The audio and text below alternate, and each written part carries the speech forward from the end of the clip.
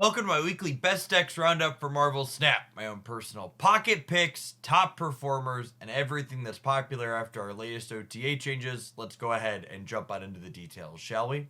Kick off my Jeff's picks this week with my favorite Sersi variation that I've played so far, a very disruptive clutter deck. Sersi serves as the top end stats package in this deck, letting us upgrade individually weaker cards with disruptive effects to ones that have meaningful stat lines. As I played with Sersi a lot, I found that 3 and 4 energy cards with on reveal effects consistently felt like the best things to upgrade with the most minimal risk.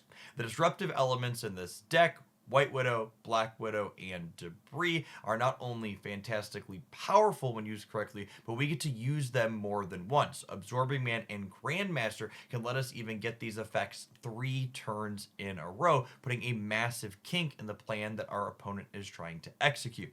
Past just Sersi giving us stats, this deck also gets to leverage Mockingbird as well as Dr. Octopus to put bigger numbers into play, and then we also have a copy of Shang-Chi to chop our opponent's larger stats down to size. Magic's a really important tool in this deck as well, since we're often filling our opponent's board up really efficiently, meaning we get to leverage the 7th turn while their board is frequently full. As far as card substitutions in this deck go, I do think Grandmaster, Sersi, and Mockingbird are must-have higher tier cards along with White Widow. They all just serve very unique roles that don't have clean replacements. That being said, Nico Minaru and Jeff the Baby Landshark are definitely cards that you can substitute out for other generically good cheap cards that you don't mind playing out on curve. Mojo, for example, is another cheap card that's Series 3 that works very well with the synergies that this deck brings to the table. My second Jeff's pick this week is a bounce variation that I picked up off of the Untapped tracker and I've had phenomenal results with. It features Black Swan as a way to not only power out absolutely massive hit monkeys, but also enables Sasquatch as another card at the top end of our curve.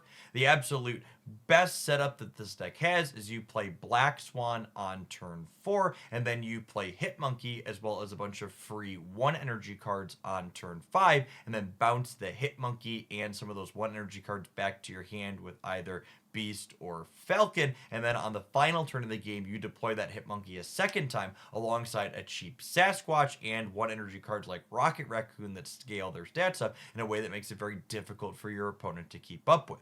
Angela and Bishop add even more sets to the board where all these cards are coming in and out of play. As far as higher series cards and substitutions go for this deck, I do think Hit Monkey as well as Black Swan are pretty important to get the maximum amount of stats this deck is able to pump out. That being said, Nico Minaru, Sasquatch, and I think even Kitty Pryde can be reasonably substituted in this deck. Sasquatch should be another 3 energy card that allows you to make a bigger number. Something like Sage would be an ideal substitution, but if you're looking for something that's a little bit more Series 3 friendly, I think you could play something like Collector that benefits from bouncing things to your hand, or even something like Wolfsbane for an okay stat line. Nico, Minaru, and Kitty Pryde should be other 1 energy cards that allow you to put reasonable stats into play. Ant-Man and Hawkeye would be the first things that I would reach to if I had to budget either of those. Wrap up my pocket picks with a little Thena disruptive deck this week, playing my favorite set of scaling stat ladies, Thena, Angela, Kitty Pryde, and Elsa. We have a lot of cheap cards that get really big stats as the game plays out if we make proper sequencing decisions, and then we pair these cards with some of the most incredibly disruptive things Marvel Snap has to offer right now. We have Shadow King for chopping down opposing scaling cards. We have Luke Cage to protect not only from our own Shadow King, but opposing ones. We have Cosmo as well as Red Guardian to disrupt the incredible amount of Wong decks that seem to be floating around in the metagame right now. And we have US Agent as an elegant way to not only add stats of our own, but also chop down bigger cards that our opponent might be deploying out. We round out the last couple of slots with Sage as another cheap scaling threat, and then Jeff as well as Nocturne as utility cards that also help scale Angela up in an efficient manner.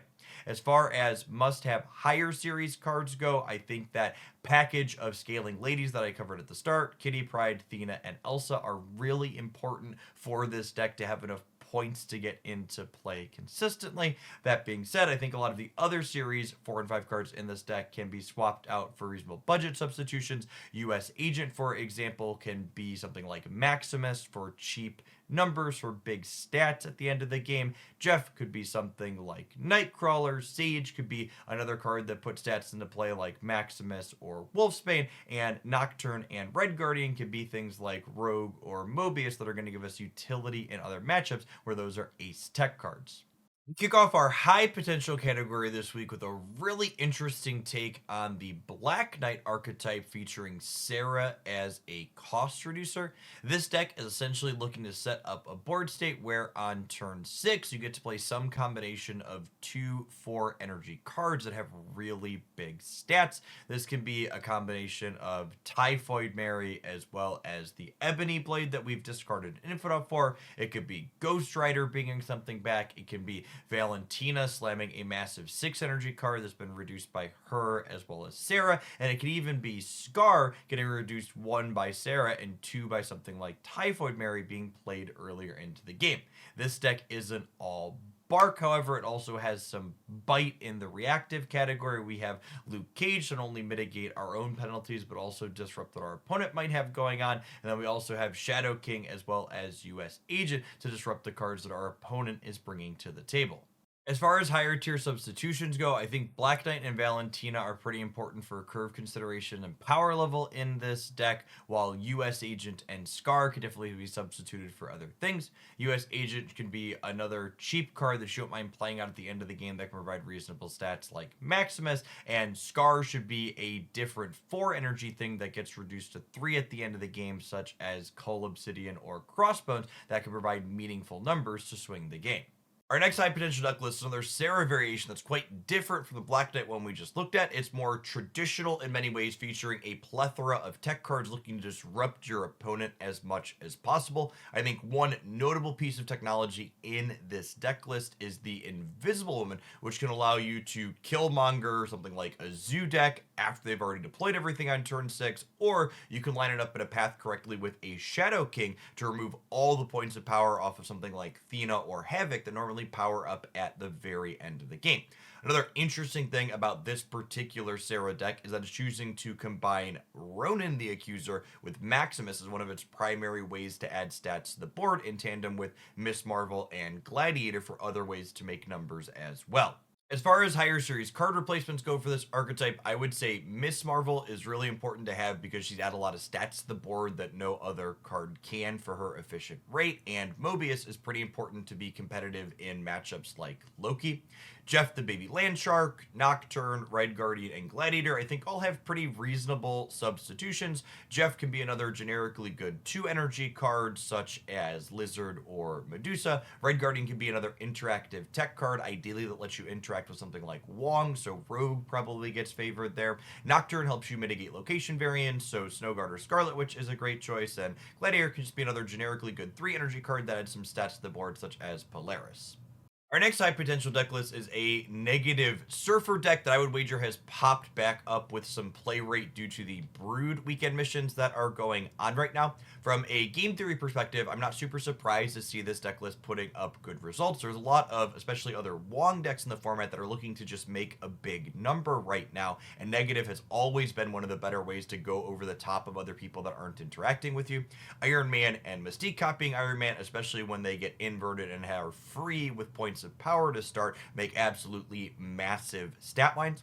This deck list is also pretty accessible overall, with only 2 higher series cards in it, Ravonna, Renslayer, and Sage. I would say that Ravonna is pretty important for this archetype for making all of your cards cheaper, enabling turn 3 Mr. Negatives. Sage, while obviously a very great card here, could definitely be replaced with another 3 energy card that you see fit to play, such as Bishop, that works when inverted with Mr. Negative.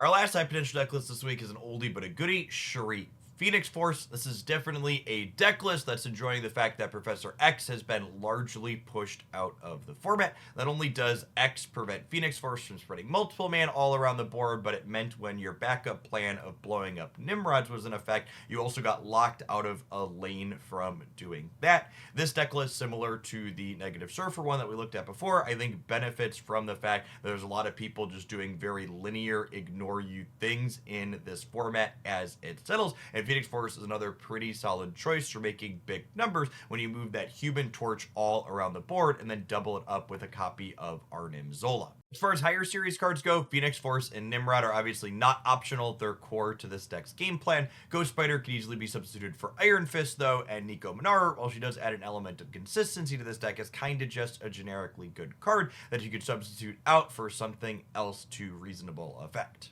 Moving into our most popular category, our first deck is none other than Gilgamesh Zoo. This deck got two very direct buffs in Gilgamesh and Shauna both getting +2 points of power, but I don't think that's the only reason we're seeing it rise to prominence. This deck list is one that was always designed to fill up the board, which meant that it was pretty poorly positioned into people trying to cannonball your large things, so they didn't even need to Professor X you to allow that card to blow something up. So this deck list is not only getting directly stronger from our recent OTA, but I think the metagame in general is just less hostile to it. After playing a good bit with this deck, you can see a highlight of it on my gameplay channel. I think it's quite reasonable. Gilgamesh in particular feels quite good, punching up to 20 points of power somewhat consistently for just 5 points of energy. Shauna's a card I'm still pretty miss on as opposed to hit. The variance that she adds to the game and the complete lack of disruption, I think, makes her a lot worse than something like Debris in that slot on average, but it is worth acknowledging that the most popular variation of this deck is playing Shauna and does have pretty good stats on the untapped tracker so far. As far as higher series cards go, I think Gilgamesh and Mockingbird are pretty core to this archetype for getting stats at efficient rates. Call Obsidian is a little bit more replaceable since Crossbones can easily sub in there, since Squirrel Girl typically allows you to play for priority in at least one of the lanes. Nocturne does serve the important role of getting rid of locations like Sanctum Sanctorum or Crimson Cosmos, which can be difficult for you to get into, but you could definitely replace her with something like Snowguard that fills a similar role. And finally, Nico Minaru is kind of just a generically good 1 energy card, so you could sub her out for something like Nebula or Iceman that fills a similar purpose. Our other deck in the most popular category this week is unsurprisingly Sersi Clutter, featuring that Annihilus Sentry package. In my experience, Sersi really adds an element of power to this archetype, leaving your opponent guessing as to whether or not you're going to send the Void across on the right side or upgrade into something with meaningful stats with Sersi, puts them in a bit of a squeeze since they don't know if they should be filling that side with cheap cards that deny you the Void or contesting it with real amounts of points of power, since Sersi can upgrade and get you real stats there. It's worth noting that there's a lot of different variations of Sersi Sentry Annihilus, while this Darkhawk build that I have up on screen right now is definitely the best performing of them so far per the metrics on Untapped. As far as must-have higher series cards go for this deck, I would actually estimate that Darkhawk and Annihilus are more important than Sersi. Sersi could be subbed out for something like Lady Deathstrike or another card that can let you clear that void on the right side of the board. Mockingbird also feels more replaceable in this deck than most of the shells that she's contained in, since Sersi and Debris are the only enablers that you have to make her cheaper. Moving along to our top performing category this week, we kick things off with Spectrum Ongoing. Well, this archetype is no stranger to these best decks roundups. I think there's a couple of small shifts in the cards that are being played in it that are noteworthy to call out from a metagame perspective. Most notably, we have the exclusion of Jean Grey and the inclusion of Man-Thing in almost all of the top performing variations of this archetype. As I was looking on Untapped, I think this makes a lot of sense from a metagame perspective, since the addition of Athena to Marvel Snap has brought Kitty Angela back out in force, and Kitty Pryde is a very natural counter to Jean Grey, making you play your first card at her location every single turn. As far as higher series substitutions go in this deck list, I do think Man-Thing is pretty important for you to have a stronger matchup into those small ball decks, but obviously you could substitute it out for their ongoing card to make that matchup worse if it's missing from your collection. Nebula is actually an interesting holdover in this deck list. I wouldn't be surprised if she's actually better as something like Goose or another cheap ongoing effect, since Jean Grey being removed has made her impact a lot less than it used to be in older builds of this deck. Finally, we'll close out the top performing decks and this video with drumroll, please. Hela! Yep, they updated Hela's text box. She reanimates things with -2 power now, but it turns out when you're flooping 12, 14, and even 20-point stat lines into play. Shaving 2 off the top doesn't really seem to make a huge difference in whether or not you're winning or losing most games of Marvel Snap. So I'm definitely glad that they adjusted Hela. I'll be curious to see if that -2 stays -2 and is enough, but the deck is definitely still here and kicking and dragging people, kicking and screaming back to the underworld with lots of large reanimated cards.